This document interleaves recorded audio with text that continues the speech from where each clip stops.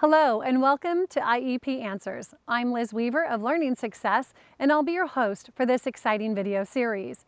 IEP Answers is an initiative to help you understand Individualized Education Plans, otherwise known as IEPs. In this video series, you will hear from educational professionals and parents alike, giving you a well-rounded perspective from a variety of viewpoints. This information will help you determine if an IEP is needed at all, and if so, how to work with the school to design an IEP that is a scaffolding to building a better student rather than a crutch for them to lean on. In today's video, we have Nicole Thompson. Nicole Thompson is a certified school psychologist, educator, author, public speaker, and a mentor to urban youth. She is the creator of Reverse the Adverse, a trauma-informed care training for educators and mental health professionals that work with urban students in grades K through 12. The goal of Reverse the Adverse is to raise awareness of the impact that adverse childhood experiences, ACEs, and trauma has on urban students, and teach strategies to better serve such a vulnerable population. Nicole is also a co-author in Black Therapists Rock, a glimpse through the eyes of experts, in which she shares her story of ACEs and waking up next to her own mother's dead body when she was only 8 years old. In today's video, she's going to tell us a couple of tips about what to think about before requesting an IEP. She says that if you are looking for a disability, you will almost certainly find one. Really good advice. Let's watch and see her video. Hey everyone, it's Nicole Thompson, also known as the Urban School Psychologist, and today I just want to discuss IEPs and give you a few tips on whether or not your child should be tested for an IEP and what to do if your child is struggling. So above all, my most important takeaway in this video is to exhaust all possibilities before you actually request testing. And the reason I say this is because there's a saying in the mental health field, in the field of psychology, that if you're looking for a disability, you will almost certainly find one. So in other words, we all have our strengths and weaknesses. And if you're constantly focusing on your weaknesses and seeking out things to confirm your weaknesses, then most likely you'll be eligible or you'll qualify for a disability. So before you get there, I want you to exhaust your possibilities. Work with your student and do other things that I'm going to recommend. So the first thing is to actually go to tutoring. And tutoring is easy and it's something that is readily available. Tutoring can happen in numerous ways. You can get after school tutoring. I know they offer that at many schools for free. So see if there's any after school tutoring in your child's school. Also peer tutoring, when your student is being tutored by someone in their class or by a peer that's a couple of years older and a couple of grades higher than they are. They can tutor them there as well.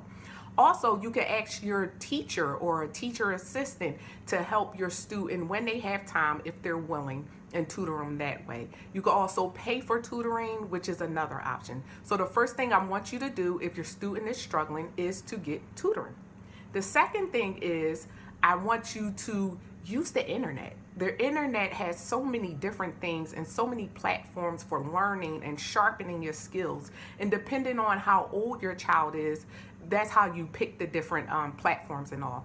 So just to name a couple of popular ones out there, ABC Mouse, depending on your child's age. And also one of my favorites is Khan Academy, and that's KAHN Academy. What it does is it offers different opportunities and problems for your child to really practice on the skills that they need to be successful in school. So use the internet, all of those great learning opportunities that they have out there. And I'm pretty sure that you could find some on YouTube as well. The third thing that I want you to do is really sit down and get involved with your child's schoolwork. So when they're doing their homework, make sure that you're right there and you're really paying attention to what they're struggling in. Because the more specific you get, the more specific the information you can relay to the teacher, which will help in ways of helping your student. So let's say that they're struggling in math, and you notice that the specific area that they're struggling in is, let's say, adding fractions.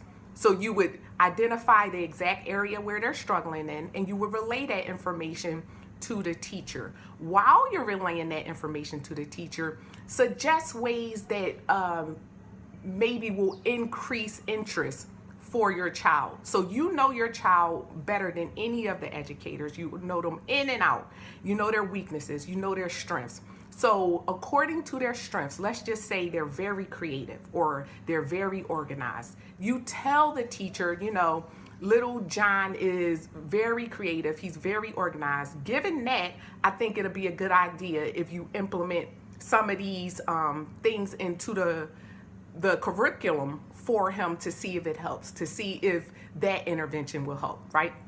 So just work with the teacher and be there the whole entire time. You have to advocate for your student, and you do so by showing up, by asking questions, by getting clarifying information if you're still confused or if you're feeling lost. The next thing I want you to do is really stay involved during the entire process. Don't just bring it up and then let that information go untouched, or you bring it up and then you sort of kind of back away from it. Stay involved the entire process and make sure that you're getting progress reports and all from the teacher and from whoever is involved. If all of that, after you exhausted all of those possibilities, the student still isn't improving, then I would suggest that you ask for an evaluation for an IEP.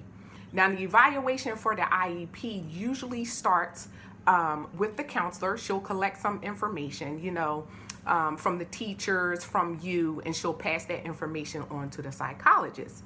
So once it gets to the psychologist, she'll interview you, the parent, to get pertinent information in evaluating your child. And the information that you should be very familiar with and very open with sharing with the psychologist is medical history, history about their work habits, their schoolwork habits. Have they always struggled? Is this something that just came up and you just started to notice it? It's things like that that really makes a huge difference. And in terms of medical, you want to mention if they've ever had an increased lead level, because that actually matters. You want to mention if they had any type of head trauma.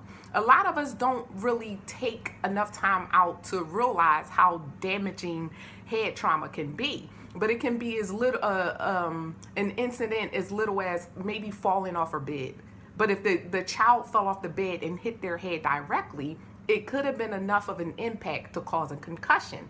And in some cases, concussions cause learning disabilities. So you want to be very mindful of that information when you're sharing it with the psychologist. And again, you just want to be there the entire time, checking in, making sure that everything is going well, making sure that all of the paperwork that is requested of you is being returned in a timely manner, and making sure that there's data being collected, because honestly, without any data, it's not an informed evaluation.